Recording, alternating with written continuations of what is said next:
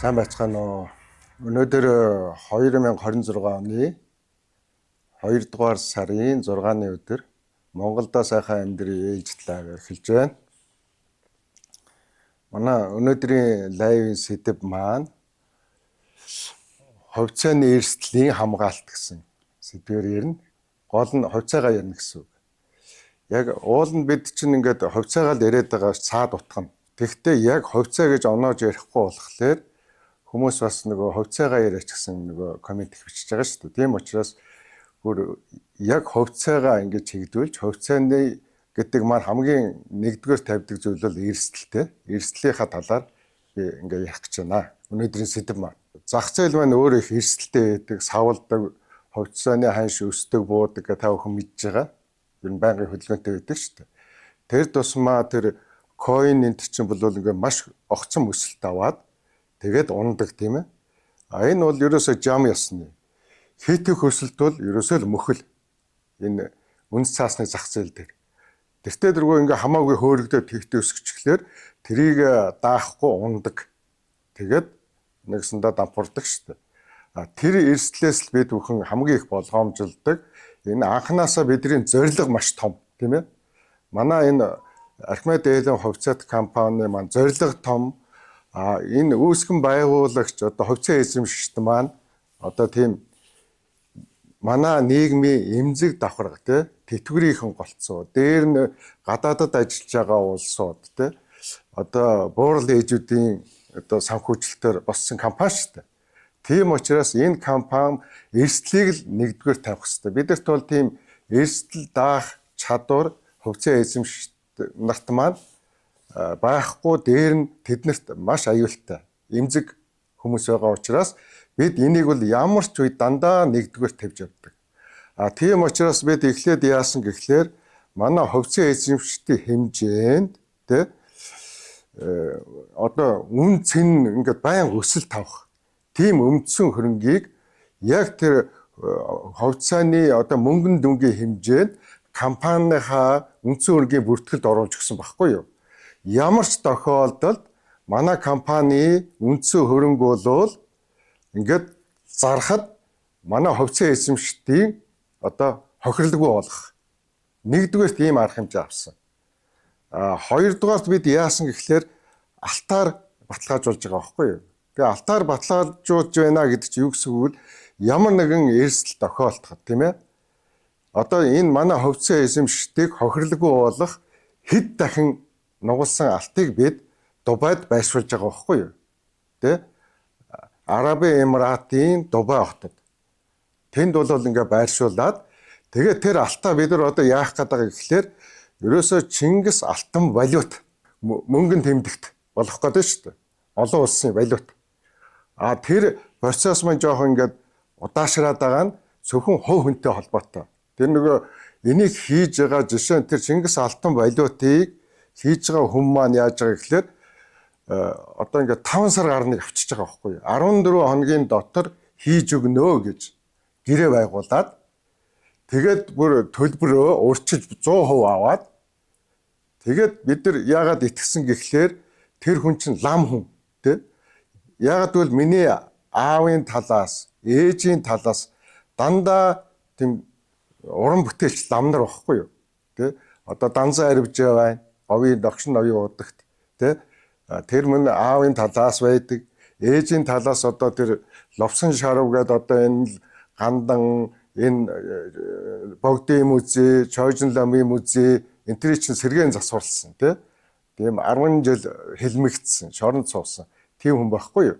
Тийм хүмүүст би бол нөгөө ойрхон тэр хүмүүсээ ингэж шүтэж өссөн хүүхэд чинь нөгөө уран бүтээлч юм хийдэг ламд бол би бол 100% итгээд яатсан чинь бидний ажлыг ингээд 5 сар хойшлуулчихж байгаа байхгүй юу. Тэгээ одоо сая түрүүчийн 7 хоног сольсон л да бид нэр өөр хүнээр хийлэхээр болж байна. Яг тэгвэл тэнд чинь ингээд Арабын Эмиратын бүр хамгийн том компанитай бид нар холбогдоод хүнээ явуулаад манай хүн очиод уулзаад бичлэн тэр менежертэй нь уулзаад энэ алтан валюта хийх талаар ингээд ярилцаад тохиролцоод тэгээ нөгөө их хувиа хүлээгээ суугаад байгаа тэнд. Тэнд алтан бэлэн байгаа. 4-9 та алт бэлтгэсэн. Хайлуулаад судахад бэлэн ганцхан хэв гэдэг бол үнэхээр амаргүй байна. Бид нар бас хятадын одоо хэд хэдэн компанитай бас олон сар ажилласан. Тэгээ сүүлийн одоо гаргасан юу өмнөх лайв дээр харуулсан тий. Энэ бол тийм амар биш юм байна. Жишээ нь хятадын уран бүтээлчид хичнээн мундаг байсан ч Монгол хүний хийж чаддгүй юм байна тий. Тэрийг бид нар маш ойлгож авлаа. За эднэр бол ерөөсөө Монгол ахуйгаас хол учраас тэр Монгол тэмээ, Монгол хүн энэ биний чинь одоо тэдний хувьд бол маш алс. Дандаа ингээд хятад хүн хийчихэд идэг байхгүй ингээд дүрийг агуу Чингис хааны дүрийг одоо тэр зургийг ч гэсэн би одоо тэгж бодож байна. Тэр хятад хүн зурсан юм байна. Тэгээд нэг жоохон өөр болгочиход байна бидрээс. Тэгэхээр энийг бүхнийг бид нар өөрсдөө л хийхгүй болохгүй учраас ингээд цаг алдаад байгаа. Тэгэхдээ одоо ингээд тэнд ингээд манай хөрөнгө оруулсан улсуудын оруулсан мөнгөнд хэд нуглах, хэд дахин нуглах тийм алтыг Дубай хотод бид нэр ингээ хуримтлуулсан байгаа шүү. Тэгээд тэрийг хэвлээл одоо томхон банкнд процент 50 түүнийг дагаад тэрний хэмжээгээр манай хувьцаа өсөх байхгүй юу? Хамгийн гол бид нар ингээ зүгээр замбраагүй өсгөвөл эрсдэлтэй. Манай энэ эмзэг одоо хувьцаа эзэмшигт маань муугаар нөлөөлөх аюул байгаа учраас бид бүхэн гол нь тэнд их алтаа өсгөж ээж л ханшаа нэмнэ хувьцааныхаа. Тэгэхдээ бид нэр өмнөх 7 хоногт төлөөлөл өдөрсөн хуралдсан. Тэртээ дөрөв бид нар маш их хэмжээний хувьцаа гарах эрхээ хувь нөлөөлөлтийн хурлаар бол авцсан өмнө. Одоо хувьцаа өмнөх 7 хоногт болсон хувьцаа эзэмшигтийнхаа нөгөө төлөөлөл өдөрсөн зөвлөлийн хурлаар надад одоо нөгөө давуу эрхийн хувьцаа гаргах эрх олгосон. Давуу эрхийн хувьцаа гэдэг маань би нөгөө компаниудад өгнө гэдэг байгаа шүү дээ хувьцаагаа. За тэр давуу эрхийн хувьцааны ханш маань 2500 тогтсон тий 3500. Энэ бол компанитай ярих асуудал учраас та бүхэнд цаг бараад яах вэ? Ер нь тийшээ явна гэсэн манай ханш. Тэгэхдээ манай нөгөө алтны хэмжээ өнөөдөр тийм хэмжээнд хүрэх болоогүй байгаа учраас яг уу ингээд дунджаар одоо 3 жил болчлоо тий юу болж байна л гэдэг байгаа. За яг өнөөдрийн байдлаар бол сая төгрөг 3 жилийн өмнө хийсэн сая төгрөг хийсэн сая төгрөг чинь 6 сая төгрөг болсон байгаа шүү. Жилд одоо 2 дахин өссөн биз дээ тий. Тийм учраас өнөөдрийн байдлаар 6 сая болцсон байна. Тэгэхдээ цаашийн өсөлтийг шийдэх зүйл маань бидний тэнд байгаа, Дубайд байгаа алтны хэмжээ байхгүй юу? Тэрний хэмжээтэй уялдаж тэр өснөө.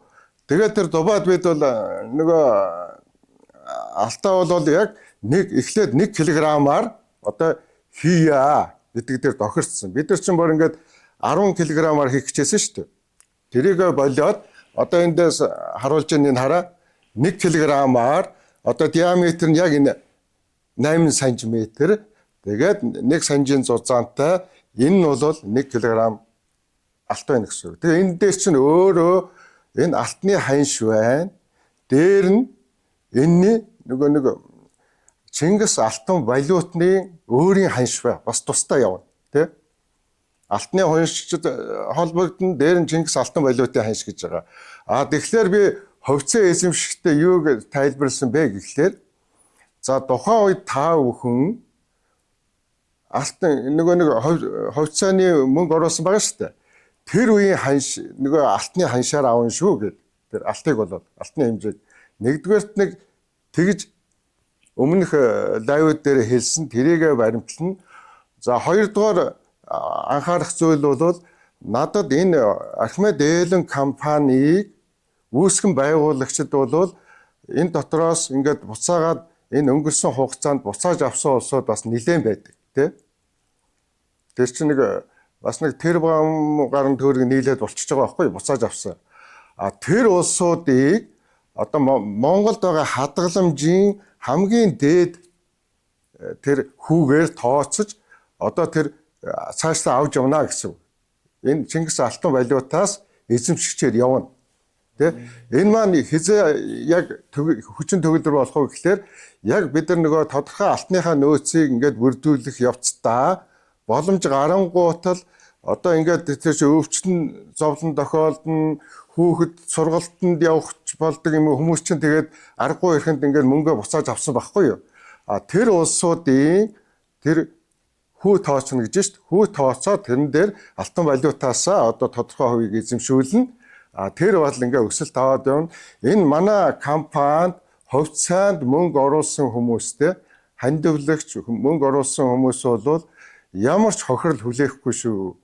Та хизээ нэг 2 жил болгоод мөнгөө буцаагаад авцсан бол тэрний чинь хүүн дээр тооцоод тухайн үеийн алтаар ингээд ханшаар тооцоод ингээд хөтлөөд явнаа бид нар дансандаа. Ийм байгаа хизээ ингээд нээлттэй болох вэ гэж та нар ингэж арилжих гэж шиг байна. Энэ бол ингээд нөгөө цаад бидний алтны нөөцтэй холбоотой юм аа. Хамаагүй бид нар ингээд хөөрөгдөх юм бол эрсдлийг тооцох хэрэгтэй. Би одоо гол нь өнөөдөр эрсдэл яриад байгаа шүү дээ. Эрсдлийг тооцож байгаа бол бид тэр алтандаа л дэвшгэлнэ. Ямар ч үед юу ч тохиолдсон маа гэдэг хүний мөнгөийг өгдөг л байх хэрэгтэй бид нар. Ямар ч тохиолдол энийг л нэгдүгээр тавина. За тэр хүмүүсийг манай хувьцаа эзэмшүүл ерөөсөө хохироож болохгүй болсод байгаа. Маш гадаадад ажиллаж те одоо олон жил ажилласан тэгээ хэдэн төгрөгөө ингээ итгээд өгсөн тэр улсуудыг бол ингээд ямар ч тохиолдолд эрсдэлд оруулж болохгүй гэдгийг л нэгдүгээр тавьж байгаа шүү дээ. Нэгдүгээрт үндсэн хөрөнгөөр бид нар баталгаажуулж явна. Тэр үндсэн хөрөнгө нь улаан шүү дээ. Ингээд нэг үхмэл биш. Үн цэн өсөж явах тийм үндсэн хөрөнгө байршуулна. Компани үндсэн хөрөнгөд авч яах гэсэн. Хоёрдугаарт алтыг бид бол хэд нугалах алтыг л тэр олон улсын зах зээл дээр барина гэсэн үг. Ингэж явна. Тэгэхээр энэ эрсдэл гэдэг талаас нь би ярьж байгаа учраас энэ янз бүрийн юм тооцоолоогүй эрсдэл гардаг.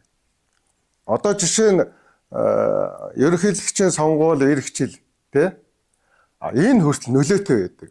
Одоо нэг жишээ хэлээд за бид 4 багийн найзууд одоо өмнөх лайв дээр харуулж байсан одоо инх төр гөр аран жаргал сайхан бид 4 байна. Гэтэл яаж яах гэхлээр за инх төр маань яг ингээд нэг би ерөнхийлөгч нэр дэвшнэ гэд. Тэгээ их сааттай л да. Тэр чинь ихээ аавна. Эний чинь нөгөө өр дээр нь барьцаалаад ингээд бас ирэх олохтол хэцүү. Гэтэл манай нөгөө нэг хүн маань болохоор жаргал сайхан тий. Тэгээ өмнөх лайв дээр бас хэлжсэн ингээд маш их тэр хар PR ингээд хийгээд байна. Мөрөөрөө л явж байгаа хүн шүү дээ. Тэгэхээр эн чинь яаж нэхлээр намууд тий бусад нөгөө их хурл суудалтай намуудын зүгээс жаргал сайхныг дэвшүүлчих сонирхол их байна шүү дээ ерөнхийлөгчд. Яагаад бол энэ хүн нэр дэвшүүлчих юм бол 60% авах магадaltaй. 60-70%. Ерөөсөө шууд ялд байвал магадaltaй учраас энэ хүнээс айсандаа өөрөө ч дэвшээгээгүй те. Айсандаа нөгөө намууд ингэж байгаа учраас энэ хүн дээр ингээд ийм хохирогч бий болгож штэ. Улс төр гэдэг чинь тийм бохир байдаг. Энийг би бүр 2008 онд биеэрээ туулсан байхгүй юу? Юу гэж би тэр нэг их хурлын гишүүн болох гэж тэ нэр дэвшгэвд. Цаана 9 оны сонгуульд ерөнхийлөгч дээр санаатай учраас тэрийг чинь намууд мэдж байгаа шүү дээ. Ирэх барьж байгаа ардын нам, арчилсан нам чинь маш их олон жилийн дуршлагтай улсууд. Тэгэл нөгөө хохирогч гаргаж нугсалж байгаа байхгүй. Одоо энэ жаргал сайхан дээр болж байгаа энэ хар PR, энэ сошиалын энэ гачин юмнууд бол юу гэсэн үг вэ? Зүгээр л бэлтгэл хийж байгаа. Хэрвээ жаргал сайхан чи нэр дэвшвэл энэ хохирогч бүр зориод ингээд асуудлыг шийдэхгүй байгаа байхгүй. Жаргал сайханд би ярьсан. Тэгэхэд өө цагдаад ингээд өгцөө. Одоо ингээд миний нэрээр ингээд хүмүүсээс мөнгө зайллаад байна. Одоо тэгээд л болчих юм бодоод байгаа байхгүй юу? Гинэл байгаа жаргал сайхан. Үгүй байхгүй юу? Ягаад гэвэл эн чинь маш олон хохирогч бий болгоно. Энэ жаргал сайхны нэрийг бариад итгэлтэй хүмүүс мөнгө өгөөд байгаа.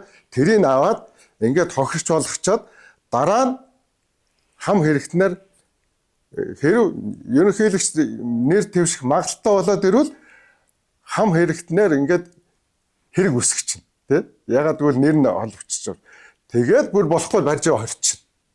Энэ чинь ердөөсөө танил технологи, байдгал технологи. Яг ийм л юм явж байгаа. Тэгэхээр манай улс төр маань ийм заваа те миний хувьд бол би бол улс төрөөс үргэлж зүхтэж явдаг. Одоо баг инх тэрийг би ерөнхийлөгч нэр дэвснэх гэснээс хойш үл дурт зүхтааж байгаа инх тэрээс холхон бай зүгээр ерөөсөө улс төрөөс л хол байх юм шиг гээд. Тэрэн шиг одоо манай мөрөөрөө байгаа жаргал сайхныг бол ингээд оролдоо зовоож ирнэ л да. Цагдаач асуудлын тэрийг хаахгүй тэр дансыг ахуулаад байгаа. Хохирч үүсгээд байгаа байхгүй чинь. Тэгэл дараа нь хэрэг гарвал үнэхээр жаргал сайхныг нэг нам нь ерөнхийлөгч нэр дэвшүүлэх юм бол энэ хамгийн аюултай өрсөлдөгч учраас шууд холбогдуулаад шалгаж ийн гэж барьж байгаа хорчин. Ийм бэлтгэл хийгээд байгаа байхгүй юу. За энэ жаргагийн үгийг сонсоод байна. Сайн байцгаана уу Монгол ах дүүс нараа, найз нөхдөө. Сүүлийн хоногудад маш олон мэдээлэл надад ирээд байна. Та бүхэн уцаар ярьж асууж байна.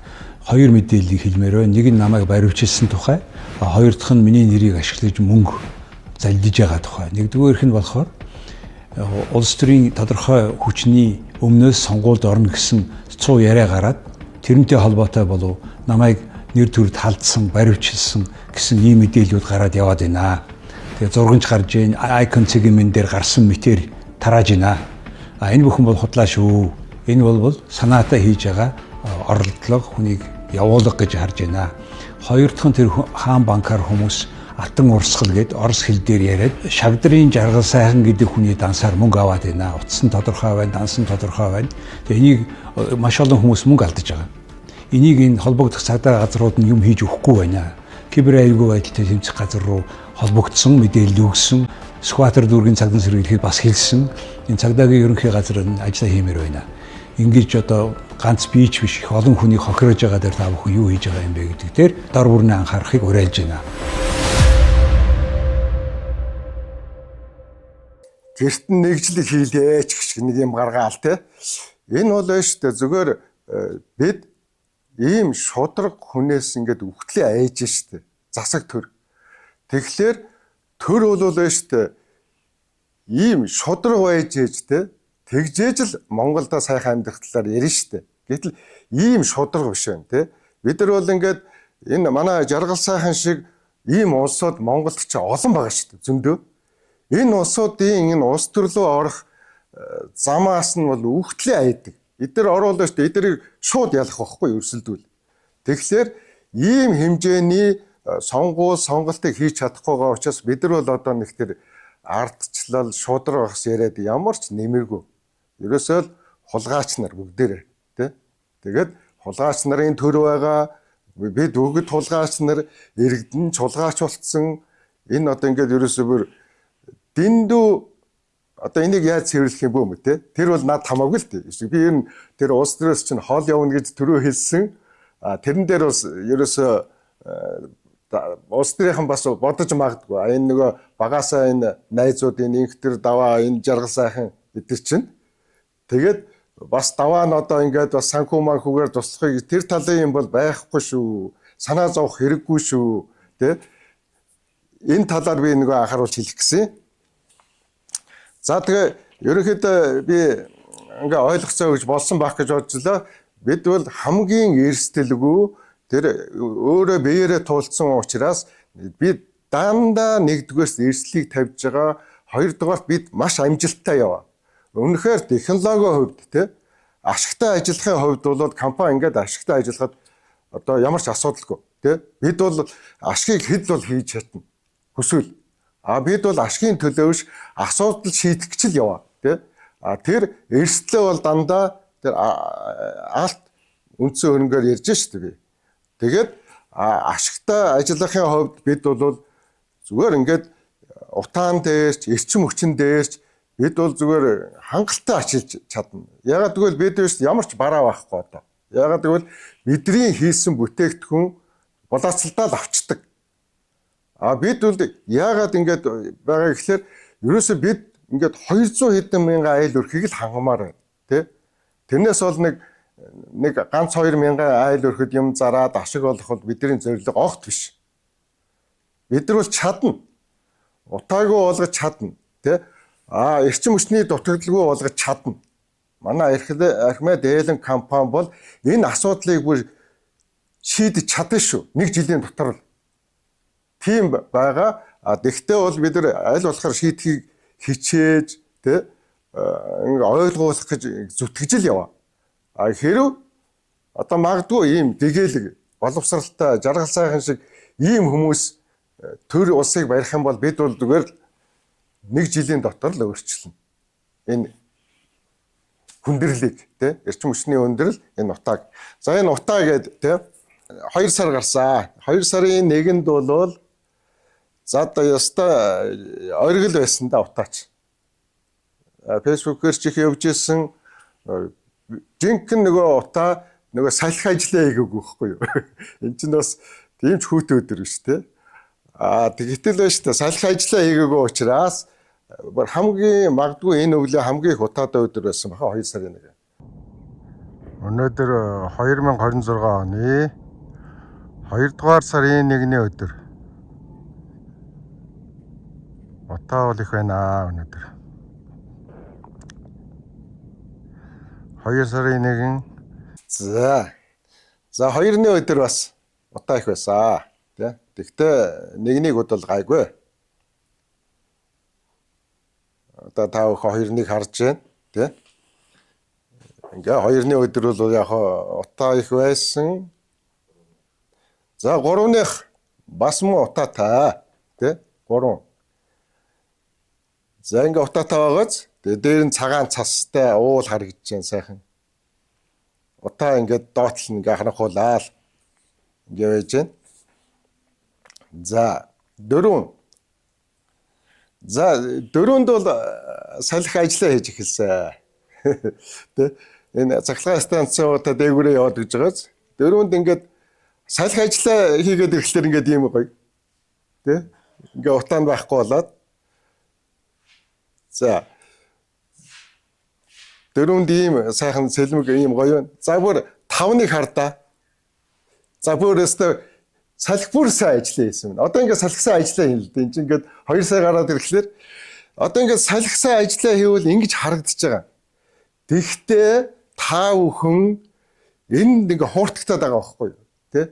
Ингээд утаа багаслаа тэглээгээд.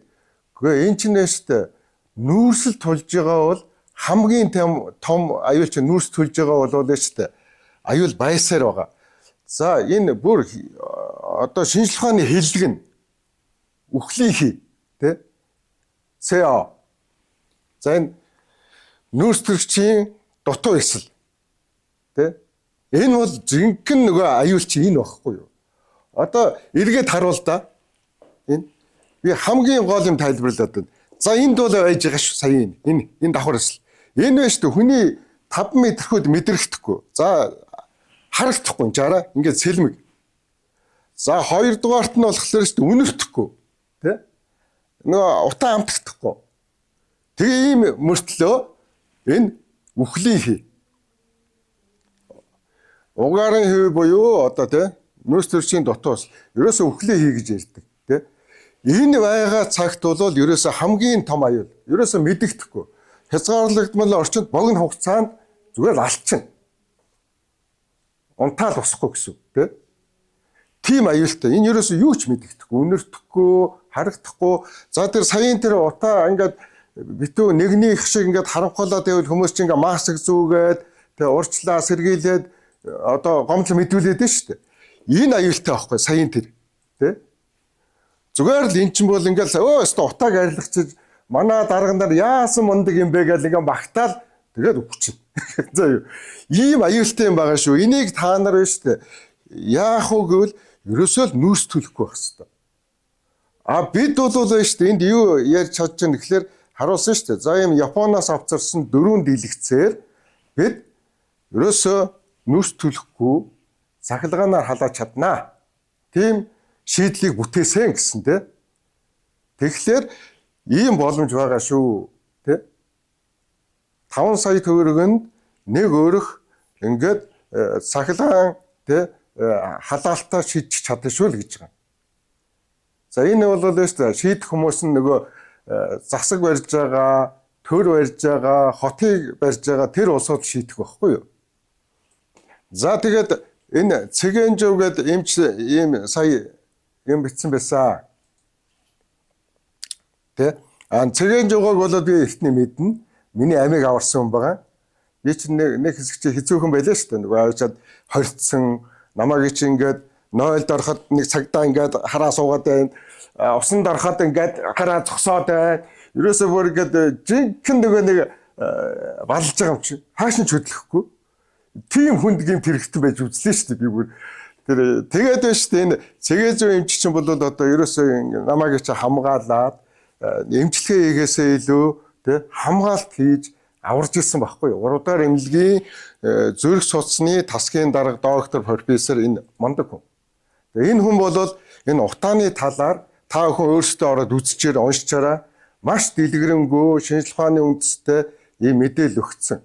Би сая хамгийн хурдан үйлчлэх хорыг хэллээ. Дараагийн хорууд нь удаан үйлчлэн та нарыг бол ингээд насан турш чинь ингээд өвчлүүлэх талаар энэ хүн маш сайн ингээд дуршлагатай эмч хүн дэвтэртэй гарсан хувийн эмнэлэгтэй байна те. Тэгээд энэ хүн ингээд зөвлөгөө өгсөн байгаа. Энэ их мундаг хүн байгаа. Энэ хүний имийг ингээд уншчихад ер нь ойлгоно. Тэгээ ер нь нэг л юмн дээр одоо манай нөгөө дарга нар юу яриад байгаа гэхээр ерөөсөө л ингээд утаагүй түш, утаагүй нүүрс тийм л юм яриад байгаа шүү дээ. Одоо коксдаг нүүрс ч гэдэг юм уу. Тэгэхээр тэр энтер чинь бол ерөөсөө шийдэл биш ээ. Эйнштейний хэлсэн үгийн хүсэл та бүхэнд одоо ингээ он гарахад би хэлжсэн. Он гарах болгонд л сануулдаг. Ерөөсөө л нүүрснээс татгалзж ээж эрүүл орчин ярина шүү. Тэрнээс бол өөр арга байхгүй. За ингээд өнөөдрийн лайв ийм байна. За ингээд эрсдлийн талаар бол тодорхой ойлгох, цогцооны талаар ойлгох өгсөн гэж бодож байна. Бид бол ойрын үед одоо ингээд Арабын Эмиратын томоохон банкнд алтаа байршуулад тэрнийхээ одоо бичлэг юмыг та бүхэнд үзүүлнэ. За ингээд өндөрлөе.